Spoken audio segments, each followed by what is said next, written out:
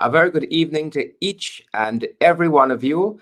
And it's Wednesday, folks, and we're in the ring. Thank you for joining us, whether you're joining us on Twitter, whether you're joining us on Facebook, whether you're joining us on YouTube. We are so privileged that each and every one of you are here with us this evening and that you're going to spend this hour with us.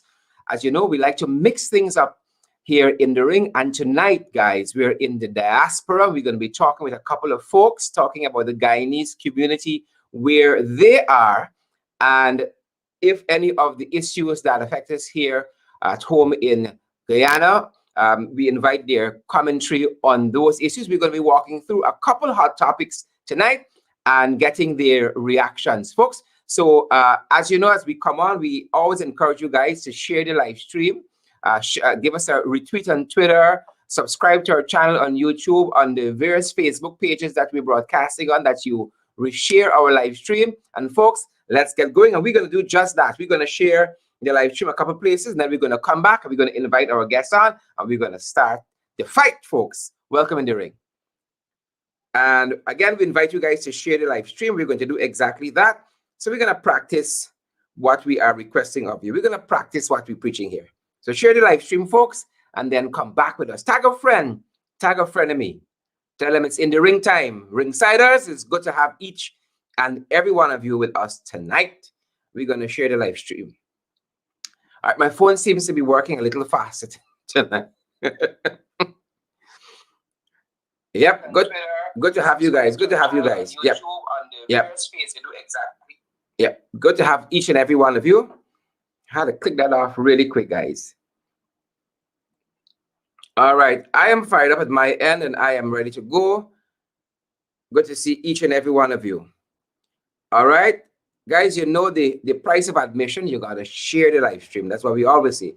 That is the only price of admission. We ain't charging you all nothing else for this pay-per-view fight. We ain't charging you nothing else. You just share the live stream. And we always say, guys, that is the cost, the only cost of admission. And I am about ready as well. All right, so these guys are going to help us to navigate some of the hot topics, some of the issues that are happening at home here in Guyana. Some of them have international imports as well. For instance, COVID. COVID is ubiquitous. It's a global pandemic. And so we're going to invite their comments on that as well, and some other issues. So as soon as we reach to that magic number, guys, we are going to start the program. You know, we don't come out the blocks unless we get a magic number. As soon as we hit that number, we are going to be off this evening, guys. Quite a few issues to cover at home here, and again in the diaspora. It's a real privilege to have each and every one of you with us tonight. A real privilege. So guys, welcome again. You're joining us on Twitter. Give us a retweet. You're joining us on YouTube. Subscribe. Click that subscribe button for us. You're joining us on Facebook. You got to share. Guys, we had quite a few shares last night, and we're ever grateful that you guys are so kind and considerate to help us spread the information that we share here every evening. And as you know by now, we're off on the weekend. We're almost where we need to be in terms of our numbers, and we're going to have our guests on with us very, very shortly. I'm watching all sides of the monitors, and we are well on our way, guys. Good to see you guys. Good to see each and every one of you, and thanks for joining. We're in the diaspora this evening, talking about diaspora issues. We are going to be touching on perhaps some stuff happening in Trinidad, some stuff happening in New York, some stuff happening in Barbados. And again, it's a real privilege to have all of you guys with us. A real privilege. All right. And we're almost where we need to be to get on the ball. I have some very special folks with me tonight. So I want you guys to really, really welcome them. Make them feel make them feel special this evening. And guys, look, we could ease down on the little, you know, the trenches, how they operate on this chat, right? We could ease down a little bit. And guys, let us know, since it's Diaspora Night, where are you guys joining us from? We have folks joining us from as far as France, especially on our YouTube channel. We get a lot of comments from folks out of France, believe it or not. I want some folks from China. I want some folks from the North Pole and the South Pole. Those are the kind of places we want to penetrate. Roxanne, a good evening to you, and Stan Bourne, and Elaine Charles, Siobhan Fraser, Joyce Van Kooten, Mark Allman, Desiree Smart, Felix, all of you guys. Good night and welcome in the ring. Share the live stream. All right, guys, I am very, very privileged to have with me this evening out of New York, Miss Patricia Trim. Very, very happy to have her with me. And I've known this lady for a long time, even though she doesn't know me for a long time. I've known her for a long time. And we have out of Trinidad joining us, we have the one and only Christopher Wilson. Christopher is usually with us on and off. And by now you should know that Christopher is a high school teacher by profession. He's also a CXC examiner part-time, and he's also a Bitcoin investor. Yep, this is Christopher for you. Very, very qualified fellow. And do I have Samuel with me this evening? I hope I have Samuel. Let me see if I have. Samuel, are you there with us? Yes. Samuel, are we going to have you via video? I'd love to have you via video. Camera. And I'm going to advise you guys that you just stay with us with whatever device you're using, as against trying to watch yourself on Facebook at the same time. Great. Ms. Trim, again, a very good evening to you and to Christopher and all of our viewers who are with us this evening. And Samuel Jack out of Barbados is going to join us in just a little bit. How are you guys doing? Ms. Trim, ladies first. Oh, well, yes, ladies first. That's right, ladies first. I like that. I like that. That is it. Put the ladies first, you know. I'm happy to be on with you to talk whatever you would like me to talk about, because you know I'm just a person who like to blast. And yes, I'm a blaster, you know, and I fight for Guyanese. I fight for the Guyanese community. But the only thing that really get me not supporting that much in Guyana, because I feel that we are doing so much up here and people are not responding that much in Guyana to anything that you're asking them to do. All right. Well, you're gonna have to you're gonna have to tell me a little more about that as the program proceeds, about that particular line of thinking there. What is happening home that you are not very proud of, and we don't mind taking some criticisms and moving forward productively. So over to you, Chris. How are you doing, Christopher? Well, I'm going fine. It's a privilege once more to be on your show. And as you stated, I normally watch it and also partake on and off. But presently, I block from Facebook. Well, I don't know what's the reason why. So probably I have but couple more days to be back again in terms of commenting. But I enjoy the way you are blasted like Miss Trim. Yes, they blocked me. I just get back on. They blocked me for 7 days. So, you know, I tell them I was still blast. Yeah, so it's a privilege to be on the program because this would educate and liberate Guyanese mentally in terms of what is taking place in the country and how they could be involved in terms of pushing for real democracy, just like the other CARICOM islands whereby democracy is being prevailed in. Awesome. And we, just in time, we have Samuel out of Barbados who is joining us this evening. Samuel, how are you doing? Pleasant good night to each and every one of you. Good night. I'm not that skillful. I'm not that skillful as Mr. Duncan is, you know, with the setup and stuff, you know, so I have to take time. We're happy you were here with us nonetheless, Samuel. And Samuel is an entrepreneur there in Barbados who is doing very, very well. Like Ms. Trim, like you, Christopher, Samuel is doing very well in business in Barbados, and we are very thankful to have him with us this evening. Guys, I'm gonna walk through some of the hot topics as we go along the program this evening, and you guys are gonna co-host with me for all intents and purposes. But let's start with Ms. Trim. Ms. Trim, what is happening in the Guyanese community where you are there in New York? I think the Guyanese community in New York feel to themselves that the Guyanese in Guyana is not doing much, And you know, you can only protest if you have action in your hometown.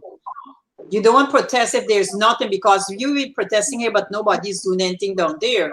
So people are just getting tired of it and say, look, we always pushing, we sending mails here, and we asking people to send their letter, because now President Biden is in there. You can send your email, you go online and you email all what's going on. You could tell them what's going on, because as I did, I tell them point blank that Sarah Lynch is the most destructive ambassador that they ever had in Guyana or any part of the world, because what she has caused happening in Guyana, she needs to be fired. So y'all, they need to, Guyanese back home need to be more involved, because you know, most people turn and said Guyanese, they have the car, they have the house, and they just don't, it ain't bothering them. They can dress more than the Guyanese over here. And then, you know, it comes up like that. People said, well, if they're not doing anything, we are not doing anything. I mean, me alone can't go there and stand up and protest. No matter I don't have too much of feet to go there. Great. Samuel, what's happening at your end in Barbados, in the Guyanese community there, Samuel?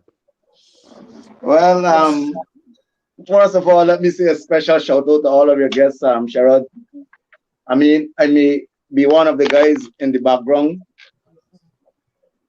one of the guys that may not be too much in the limelight, you know, but my ears are to the ground. And I wish to let you guys know that the folks in Barbados here also, their ears are also to the ground. They're very ardent in their support. They know exactly what's up. Some might get a little tired, but with a little encouragement, they are with this fight. We understand, we know what this is all about. And we are simply ready and is prepared for the long or the short haul, because we know what is involved. So Great. when all is said and done, you know, you find that from time to time, you know, we will keep pondering on these things. We keep talking about these things because we know exactly what this is about. And it's not that we want to lambaste anybody by any stretch of imagination, but we need everybody to come to a Christian understanding, or if you have a Muslim background, a Muslim understanding, or if you have a Hindu background, a Hindu understanding. Let us come to an understanding what truth is, what right is, what wrong is, and let us move forward from there as a people. I am prepared. We are prepared. And this is the message that I have to bring to you and your people here tonight, Cheryl. Fantastic, Samuel. And we're going to delve into that a little bit more in a second. Chris, what's happening where you are? Well, basically within Trinidad and Tobago, it's not a large community, but I'm on a WhatsApp group chat with a former diplomat. I don't know if you know Chesley. That was years ago, Dr. Chesley. And basically, we share the same sentiment with Samuel. Also, if you could recall, during the election petition when it went to the CCJ in Trinidad here, a lot of Guyanese protested in terms of what took place. So we have a group, mostly a WhatsApp group, in terms of talking about some issues most issues relating to Guyana. And also we normally try to liberate the Guyanese by tweeting on Facebook in terms of expressing our views on Facebook in terms of what we don't like, what is taking place there. And I hope that the community here would expand very soon in terms of pushing it more further, like the US. Can I say something, Mr.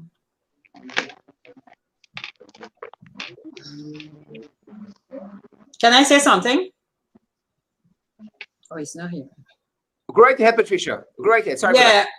You know, I don't believe in this exposure that much, because it only makes one side look very bad. I think we have to get more involved. Let us use a lot of email and send directly to the White House. There is a there's a place that you can send and the more emails that these senators get to tell them what's going on with the U.S. ambassador, that is what they want to know, because we protesting in a country that just cannot help us or do anything because they're all there. But if the matters at the U.S. embassy, let us deal with this department of the department in the Senate and the House. You know, if we can, the State Department, let us deal with that, because whatever the ambassador report to the State Department, that's what they believe.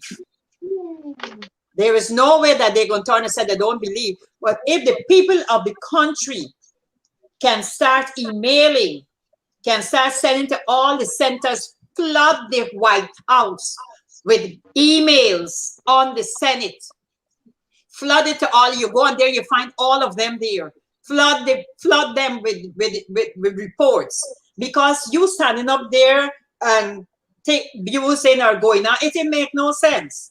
We have the opportunity now that we could go directly to the State Department. Yeah. And I'm happy that you raised that one, because I know you're a very, very strong proponent of writing, of lobbying these senators and congressmen. And so that should be the encouragement to all of us, whether we are at home here in Guyana or in the diaspora, that we write to the U.S. congressmen and senators pertaining to what has been happening home in Guyana. And as we're on that, Ms. Trim, you know, we've had 6, 7, 8 months of this new administration. What are your thoughts? I'll start with you, Ms. Trim, and then Samuel and Christopher. I know that people in America here is being sending emails, but the fact remains, if it's not coming from the country that we are talking about and nobody is sending, then the people here will look very like if they're just the ones who are making strife. Right. So the people in Guyana has to start doing something. If they don't send it, we send ours. We send the very first day. The first day that the president went in. Where is it coming from? The country that is involved. Look at the African country. They had a protest and they were brawling and brawling and brawling. They get attention. But if the people in Guyana is not doing anything, they will go down there, the U.S. embassy send and say, oh, everybody got a car, everybody got a house, they're dressing the party. Then we in America who ain't got those things, we look stupid. Everything nice. So, you know, don't worry with what they're sending and say. It's not so. It's not so. Police brutality. I mean, come on. These things that's going on, they can put email. Just stop going out there to get shoot down or police brutality and make Javio all them feel great and put up a front. Let us do it on the email. Let us do it. Send the email to all the senators. They are all got email there. Send it out there. If you don't take out pictures and show what's going on, nobody will know, because remember, the State Department listened to the U.S. ambassador, and she is a ripoff. She is a ripoff. Either she's in drugs or some kind of thing, that she is so tied on to Guyana. It got to be some drug business that is going on with that woman and the government. Samuel, anything stands out to you about this new administration? We call them an installed administration. Illegitimate. Anything stand out? Yeah, the last 8 months. There's a lot of things that stood out, and things are continuing to stand out on a daily basis. Fact remain that you can't run away from the truth, and the truth is evident. And with all respect to Miss Patricia from New York, I understand that we, as much as we would like to summon the assistance of the senators and the President of the United States of America, as an independent country, we have our own bottom to carry, and we need to at least take our mantle and run with our mantle in accordance. I mean, if we continue to rely on the United States of America and the Great Britain and all these countries for the assistance, they took our president out of the country. They took out the president. They took out the president. We got a right to demand No, I understand. No, don't get me wrong. Don't get me wrong. I am with you on the same page, but I want you to understand what I'm saying.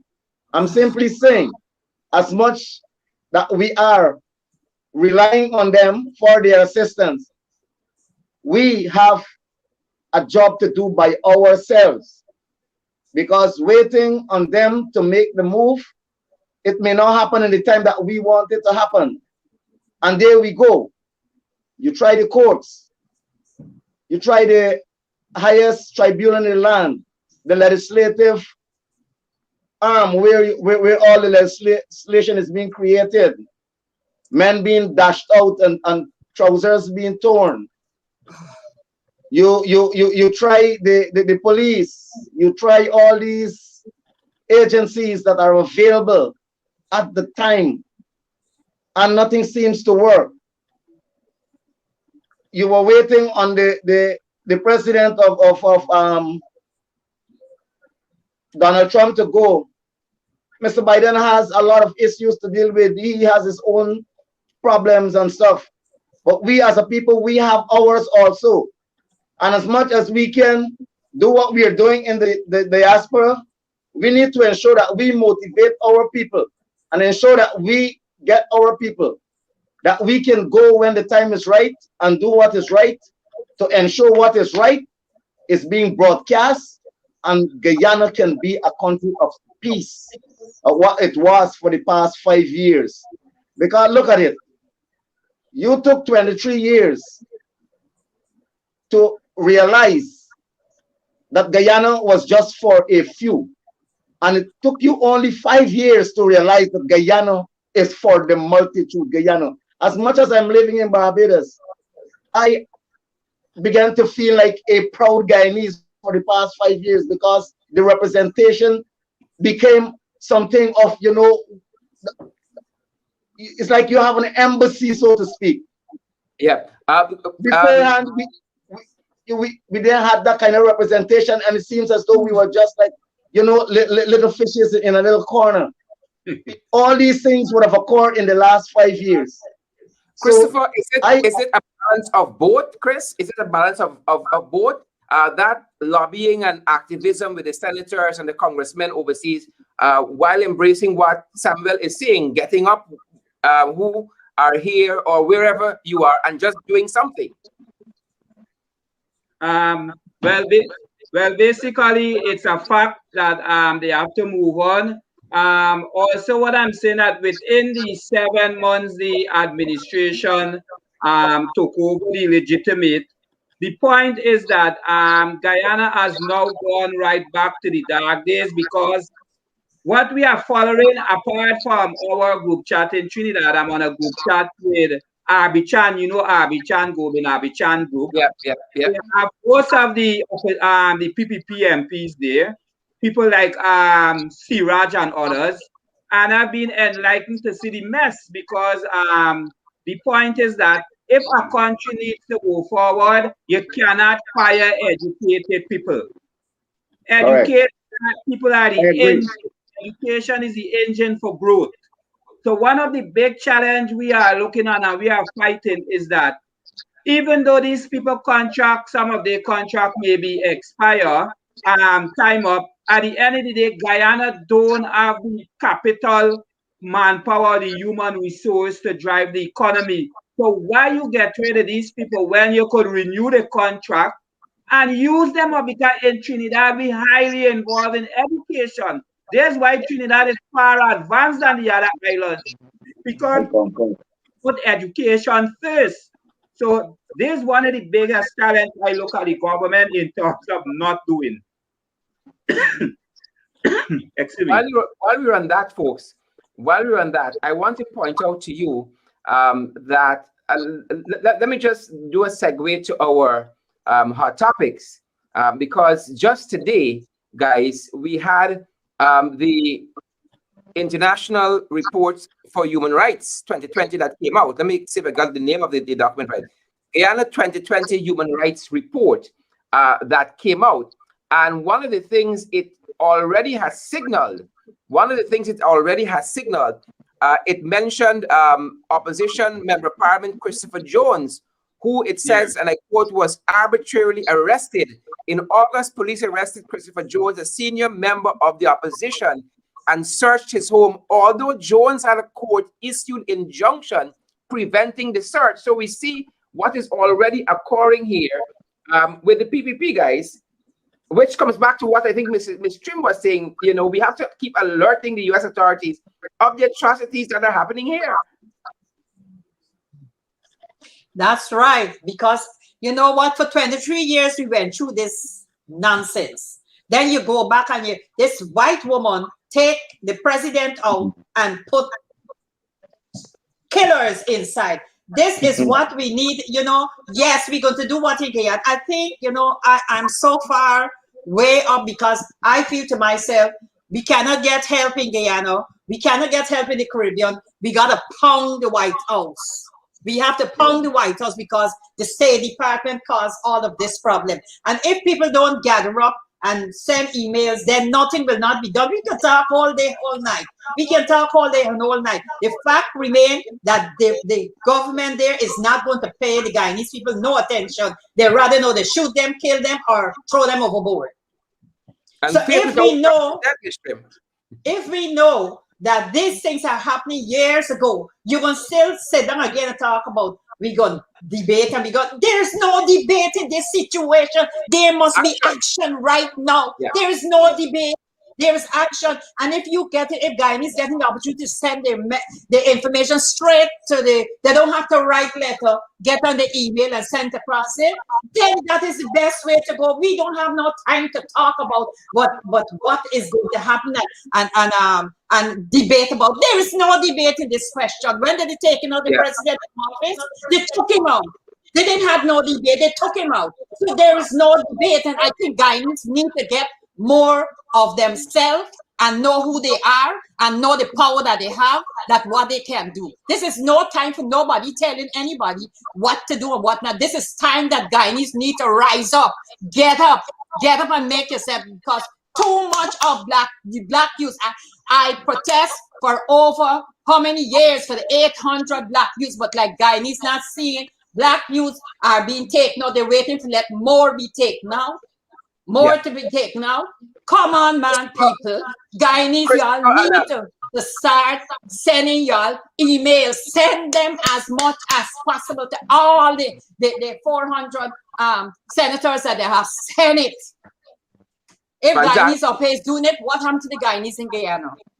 And to add to that, as a qualified historian, and I've studied Guyana history to the depth, we have seen that there is an irony taking place or a contradiction, because the same PPP that blame the government during Barnum time with the CIA installing Barnum, now we are seeing a reciprocal whereby they are doing the same thing. So this is where the average Guyanese have to be educated to know, because during Chedi time, they claim that the CIA installed Barnum during the Chedi regime when they put him out of government. Now we are seeing here that the same thing is being happened. So Guyanese is being put on a 2x4, because it means that if you are claiming that the PNC during that time were more US back, what are you doing now is the same thing you are doing by allowing the international community to get involved. And that's what Samuel said. But at the same time, what we need to understand, they are also doing the same thing. And Guyanese need to get up and see what is really going on with the country. We don't have much people in Guyana. We cannot fight a war. We ain't even got weapons. We about 750 people. We are 83,000 square miles.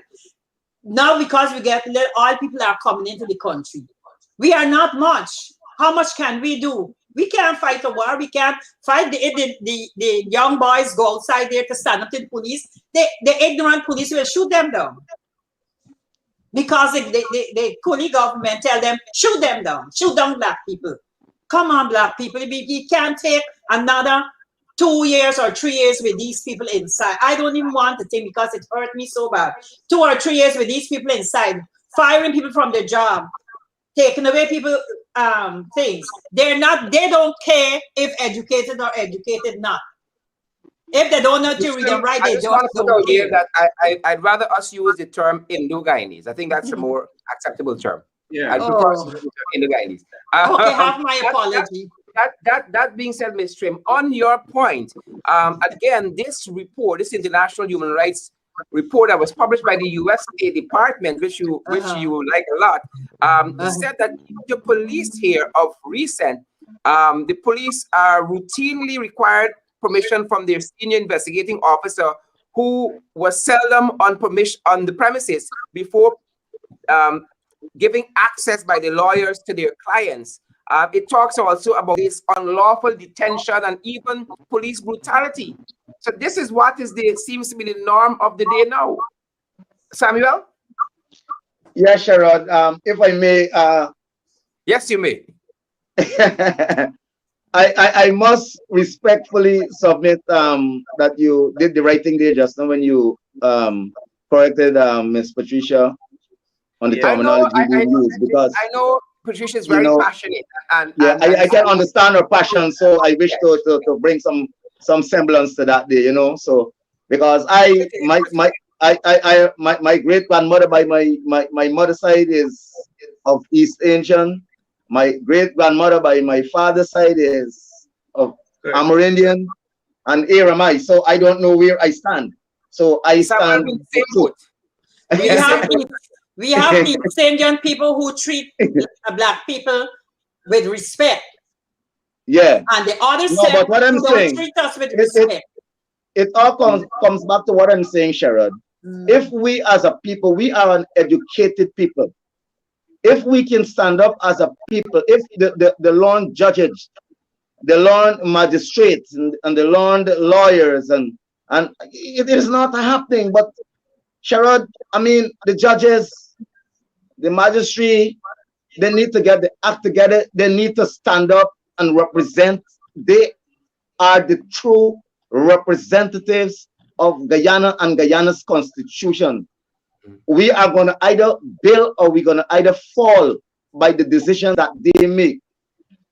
I don't know if it is they are not financially taken care of or whatever, but I believe they need to come on par, that the decisions cannot be influenced by no political power.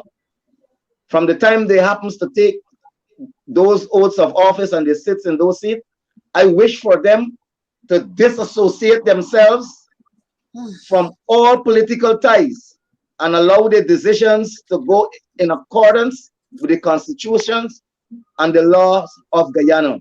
And I firmly believe that will be the beginning and the stepping stone of us as a people, coming together as a people and bringing Guyana to a place where we all can enjoy the benefits that there is to offer.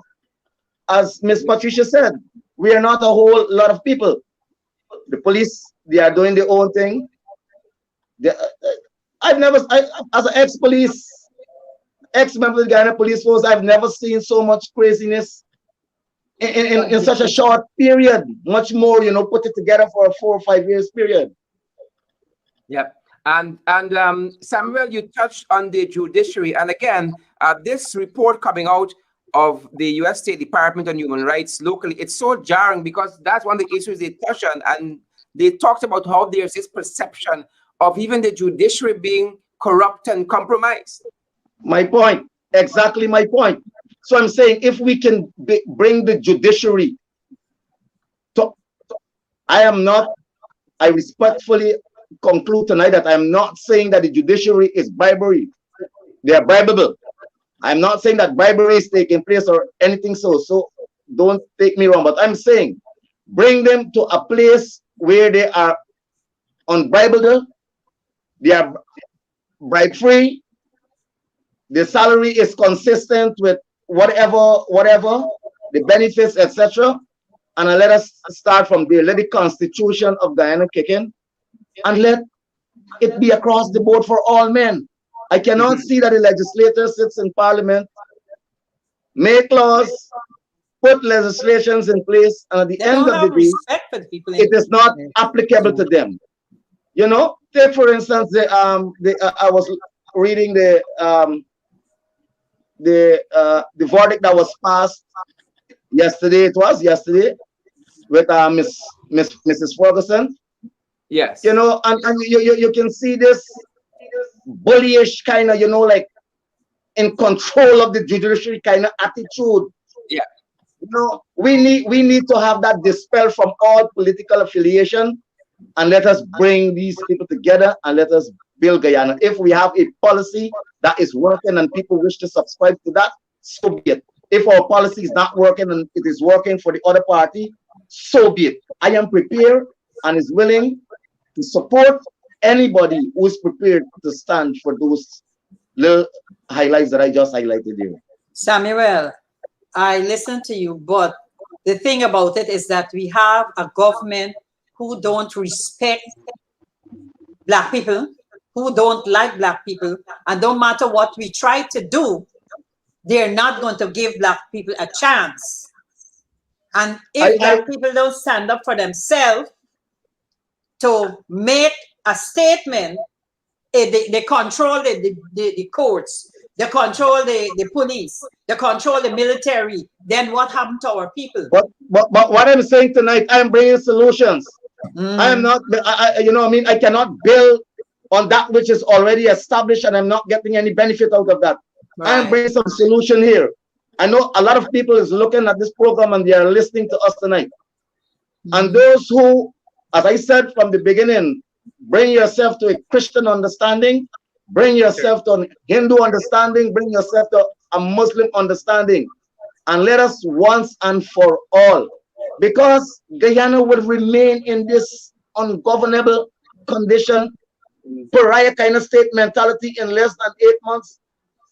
You're far beyond what took place in 23 years, because if you look at this on a percentage basis for a short period, it is far more. So where are we going? So you're trying to say we're 750,000, as we say. In another 23 years, we might end up with 700,000. So let us come to a Christian understanding. Let the judges, the magistrate, let these learned guys, let us start from there. Let the policing, you know, so, you know, ensure that the commissioner of police and these ranks are in such a position that, you know, I think, Mr. Samuel, it's very nice that you could be saying that, but the people are not, the people that is in the government don't care a damn. Point taken. Christopher. Yeah. Yes. To clear up one thing, Patrice, let me tell you, it's not only people of African descent are being discriminated in Guyana.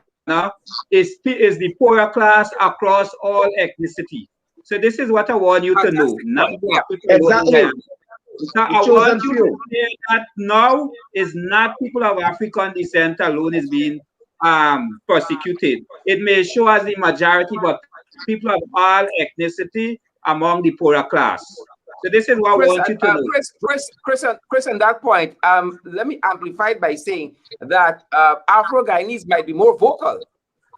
Yeah, they might be more vocal, but it have people. I know people from other ethnicity are being victimized. So not African descent alone. So you need to clear that. But the point is that the judiciary with Christopher Jones. And this is what Samuel said, that within a short space of time, even Roger Khan, I think, due to his family or whoever got killed, he said that there is no sort of law within the system, and the country would become, due to how it being prescribed on the police force, it would end up become a lawless state, which I agree with him in terms of that. But as Samuel stated, and I will reiterate, the branches of government is very important if we all want to have a democratic state. The legislature, the executive, and the judiciary must always be independent. A separation of powers. So with the case with Ferguson, whereby she won based on false allegation from the VP, well, I've seen basically the law is doing something there. But for Anil Nandalal to retract that statement and say something totally contradictory, it means that he, as the Attorney General, has now been overriding the judiciary or trying to say what the judiciary is doing is not in line. And this is where we have the confusion. Because if the law said that, we may not like the law as what MP Ramjatan was saying. At the end of the day, the law, we may not like what the law may say on certain things, but we have to accept the fact and move on. So in terms of the general statement, in terms of the law, it's totally atrocious. In Trinidad, whatever the law say, go by it, because in a democratic society, you must have the independence of the branches of government, the judiciary, the executive, and the legislature must be independent. Nobody should control one another. So when we saw the years with certain ministers being given silk, it's totally unacceptable by the president. We had the same issue in Trinidad and the resolve that. So Chris, this we're is going what to I'm touch saying, that on that and the nature of the beast, as Ms. Trim, I think, is pointing out, of trying to control everything. And perhaps I think the larger point Ms. Trim is making is that you cannot negotiate with the PPP because they are not honest interlocutors. And I think Thank you. Ms. Trim is making. Thank guys, you. let's move the discussion forward. I want to turn our attention to COVID-19 because I know this is very pervasive where we all are. And just to show you how pervasive COVID-19 is, we have Miss Sherry Semple, or Sharon Semple, who we would have showed on our program sometime last week, who lost her life to COVID. Sherry's Guyanese and lived in Canada, and from the information we have, operated a bus service between Toronto and New York. And not only did Sherry lost her life to cancer, to COVID, but before that, her mother and her sister also lost their lives to COVID-19. And just this week, Sherry's brother, who lives in Guyana, succumbed to COVID-19. So a most pervasive pandemic by any measure, folks. What has been happening where you are, and of course, we know that it's practically out of control at home here in Guyana. And every major newspaper has practically said to date that the government isn't leading on COVID-19. What's happening with COVID where you are? And then you can touch what's happening locally. Well, where I am, Mr. Biden is doing the best he can. He got the vaccine going. You know, you got to wear your mask. That's important. And it's doing quite well because they're now going to give persons from 10 years to 30 years vaccine. All the elderly, they make certain that they get the vaccine, and they're opening up different vaccine ports that people could go and get a vaccine. So you have had yours as yet? Not yet. Okay, good. Not yet. I'm going to do it though. Not yet. But all through the time I didn't have no COVID. I use my ginger, my garlic, because you know, Guyanese community, that what we were feeding on, our ginger, our garlic, our nutmeg, and that keeps some of us alive, and that makes some of us well. So that's what they're doing. He's doing a great job. We still have, because they say another strain or grain or whatever it is. Strain. You're absolutely right. Yeah. It's coming in now, and then they gotta watch to see, you know, because it's Easter. Everybody may want to mingle and dance. You know, from yesterday I heard about 4 people die with COVID. Oh yeah, at least locally here. And I know, Christopher, where you are there, your prime minister isn't playing where COVID-19 is concerned at Easter. What I would like to say is that right now we have been considered one of the top countries in the world in terms of making sure that we use all health protocols in terms of managing COVID.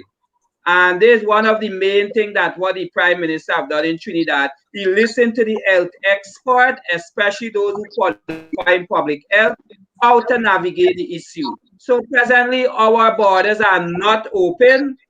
You go out the country, you cannot come in. Simple as that. And also, we don't have no bars open. It's compulsory that you wear masks when you step outside. And right now it has become a norm that when you step outside, you know you have to wear your mask or else it would be charged.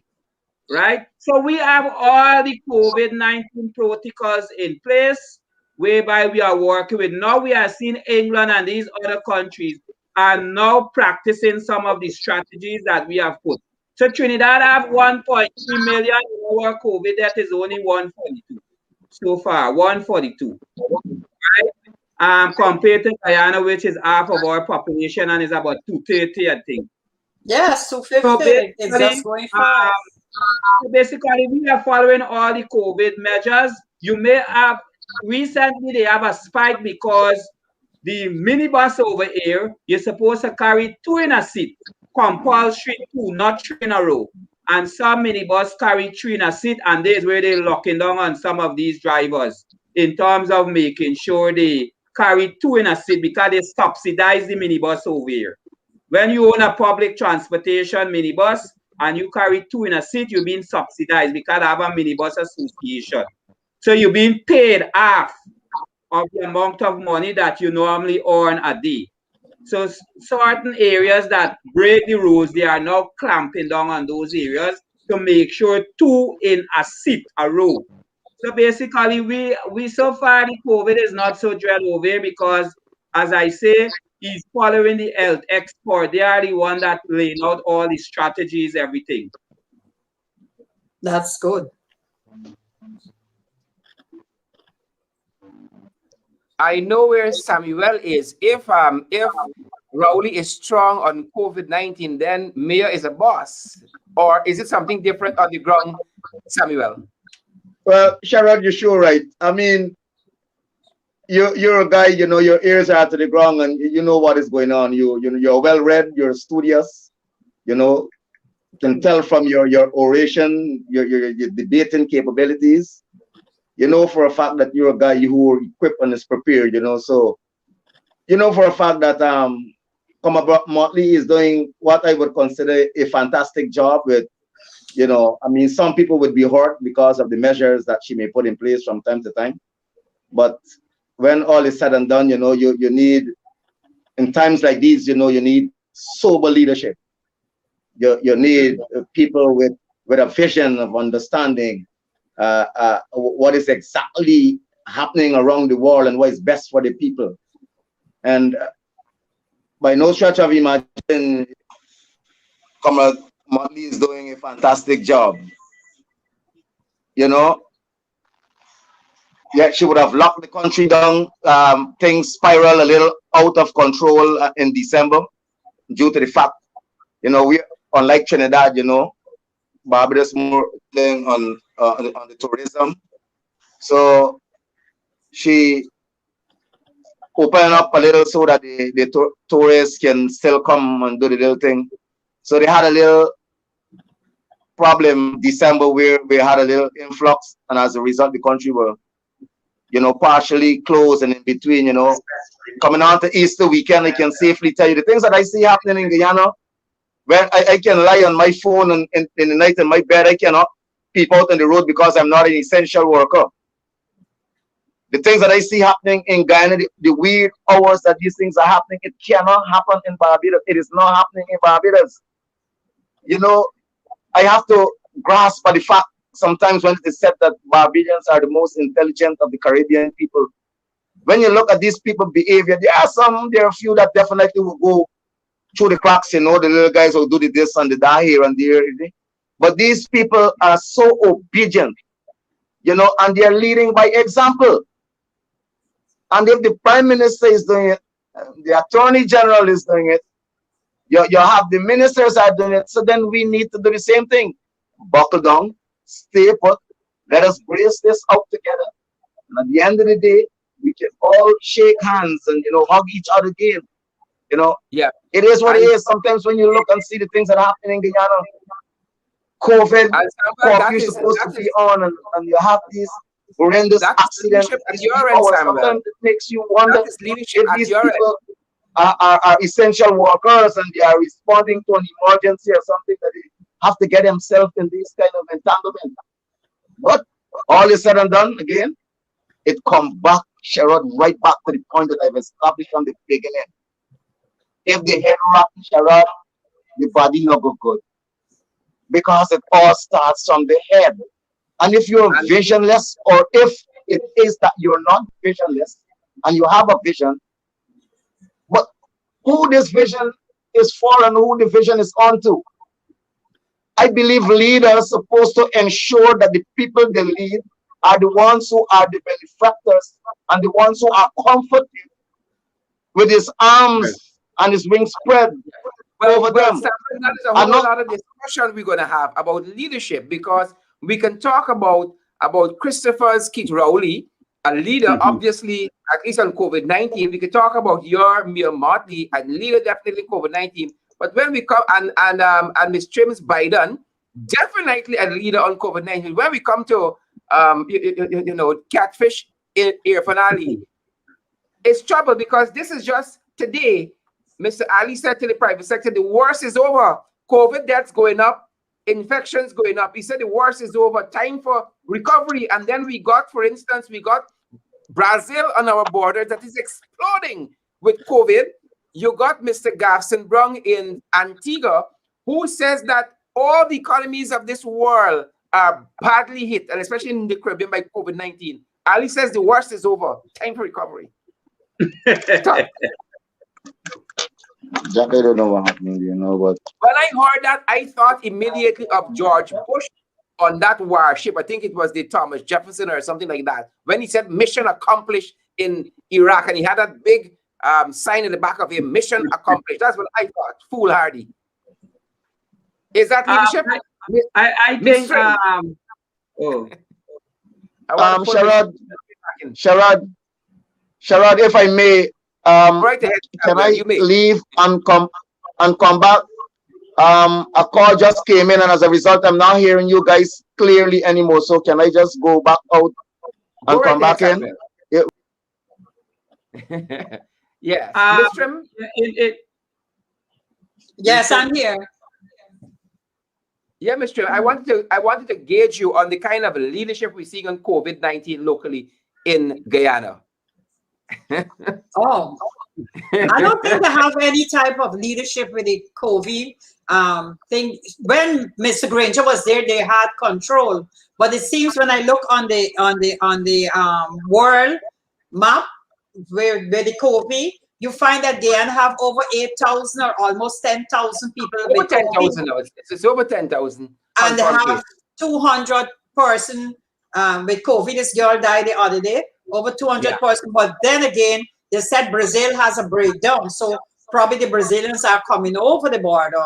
They have a breakdown. They gone way out of line now. As a matter of fact, Ms. Trim, the head of the joint services in Brazil resigned yesterday because of the president's management of COVID. The head of the joint service, historic. And he has even had a cabinet shuffle within the last 24 hours. So Brazil, as one doctor said just this morning, its healthcare system is on the verge of collapse because of COVID-19 and the bad management. And that's what we're seeing happen. Bad management. And probably the thing they want to do to Guyana also. I think, you know what? People got to realize who they are, and they cannot depend on people who don't care about them. The government don't care about the people. The people got to try and care about themselves. If they wanted to live or they want to get up, they have to try and do it themselves because the government don't care. I think that one of the challenge is that they don't have a professional team. I saw recently that some COVID team. So one of the biggest challenges, they don't have a professional qualified health team, health expert team, and not medical doctors. People who are qualified in public health, because COVID-19 is a public health issue. And this is what they fail to realize. They don't have a public health qualified COVID task force in terms of how to lay out public health strategies relating to navigate the system. So one of the biggest problems is security. They know Guyana have a weak border. And one of the biggest challenges, they have not been working with these neighboring countries out of secure these borders. Another problem is the checkpoints from the interior into the city. So most of these vehicles that come up from the interior into these cities, they don't have no checkpoints at these bottlenecks out of the city, right? And can you imagine folks coming from Brazil? Yeah. Good. And Brazil is over 270,000 people died. And Guyana border with Brazil and Venezuela is easy to walk over. So I think that's one of the challenges, that because they don't have a professional public health expert team, this where they are crippling. So as what Patricia say, and you normally say, Sherrod, Guyanese have to be educate themselves, protect themselves when they go out there, make sure they wear the mask and follow the protocols. And as long they follow the protocols, I think it may reduce eventually. But in terms of the government laying out these strategies, I think that's one of the biggest challenges. And also, they do not understand what is a democratic country. Democratic country, you're liable as a leader to take criticism. And based on criticism, that would help you to upgrade your leadership style. Because if you are being criticized to do the right thing, it means that the opposition is really educating you how to do the right thing, and you should be happy, as opposed to people that shut them out. The problem Mr. in Samuel, terms of the Mr. Samuel, for 23 years, they didn't do anything. You think they're going to do anything now that they gone back in after making a bad thing in Guyana and destroying people's lives? You think that the government is going to do anything better? No, they're not. Great. Folks, I know they are not. So, folks, just before you have a go, Ted, we're running out of time. So I will take your final words, starting with Samuel and ending with Miss Trim. That's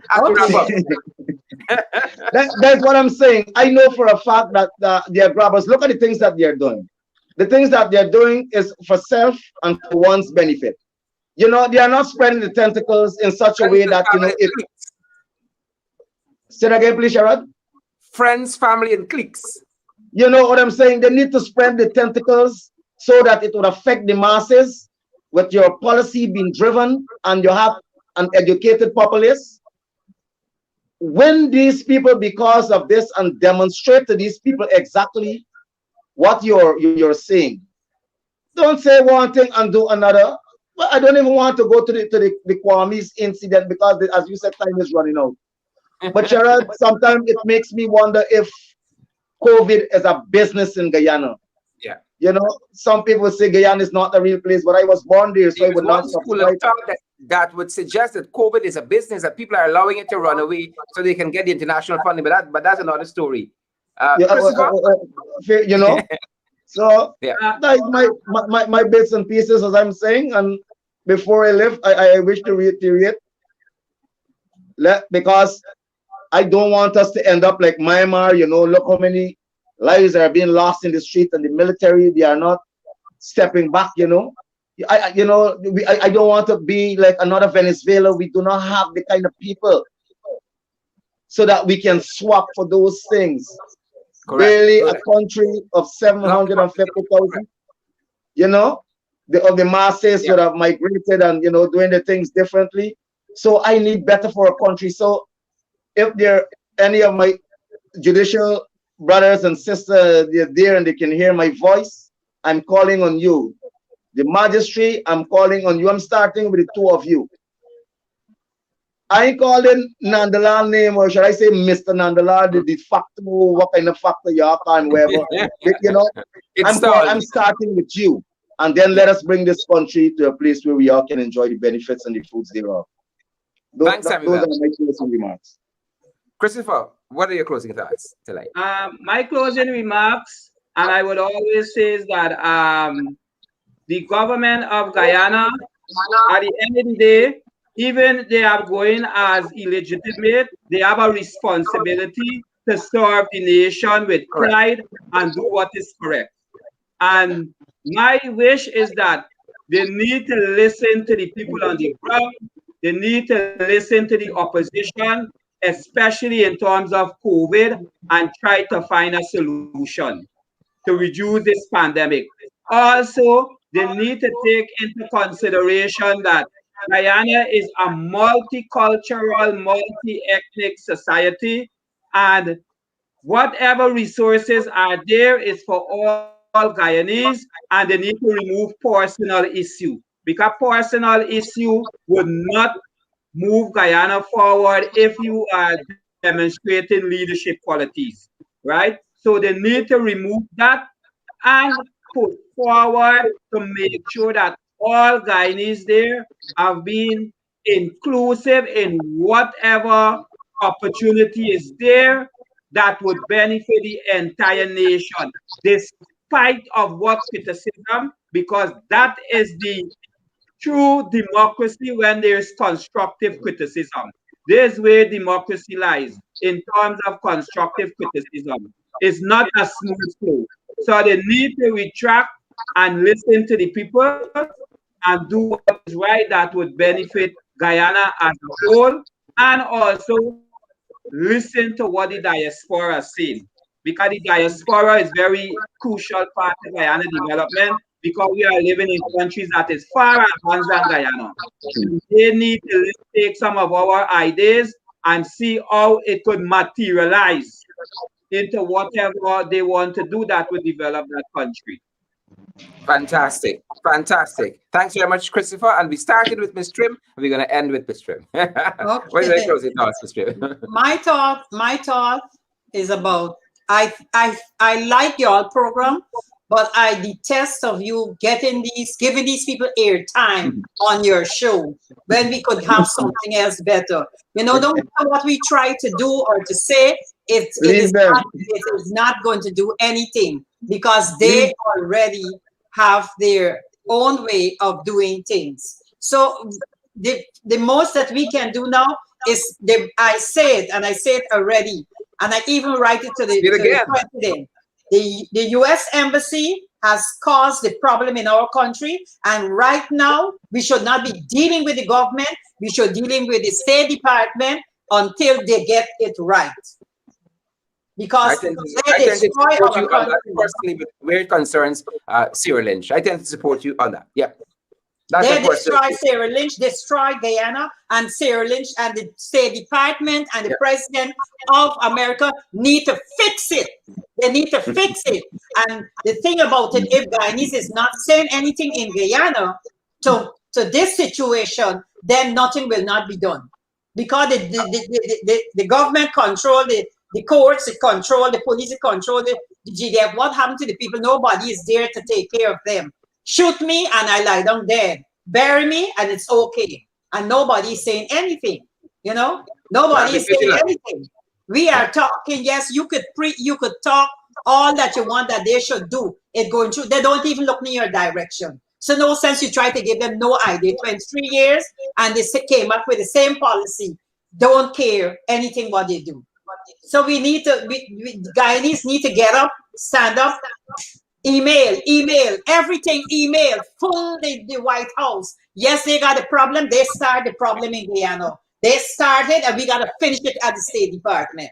Yeah, Miss Trim is very strong on writing to the State Department. I have another person who's very strong on Twitter. Make sure you tweet to the State Department, tweet to the senators, and so forth. And I embrace all of those strategies. Patricia Trim, USA, Samuel Jack out of Barbados, Christopher Wilson out of Trinidad. Folks, thanks for joining in the ring this evening. We appreciate all of your thoughts and your ideas. Thanks for joining us tonight. Thank you. You're welcome, Sharon. Thanks for having me in your program tonight. Thanks, guys. Thanks again. Tomorrow evening, we want you guys to have your say. Tomorrow night, we want you guys to have your say. And so we are going to have, tomorrow evening, we're going to have Talk Back Thursday. Again, during the program, we're going to have some information up for you in terms of, sorry about that. In terms of, tomorrow evening, we're going to have our Talk Back Thursday. But let me start first by saying that I'm making myself available in the morning still via Zoom in for you to discuss whatever issues and problems might be bothering you, anything I can help with, from 9 to 10 on Zoom in the mornings. The information is on my Facebook page. And then tomorrow evening is our Talk Back Thursday. So this evening is our Diaspora. Next Wednesday is going to be our Diaspora, in the Diaspora Wednesday. We're going to talk with some members of the Diaspora again next week Wednesday. And on Thursdays is our Talk Back Thursday. This is where you, ladies and gentlemen, have the opportunity to step in the ring and have your thoughts and ideas put out there for public consumption. And the information is going to be available tomorrow evening when our program starts. If you WhatsApp rather, yes to 627-6963, we can send you the link and invite you on the program. So Talk Back Thursday, it is tomorrow. We want to hear from you guys. Thanks for joining again. And guys, remember, we always say sanitize, wear your mask, social distance. Do have a very, very good evening. And thanks to all of those persons. Thanks for Miss Patricia Trim out of the USA, Samuel Jack out of Barbados, and Christopher Wilson out of Trinidad joining us this evening for In the Diaspora and In the Ring. Thanks for joining us, folks, and do stay safe. Thanks for joining.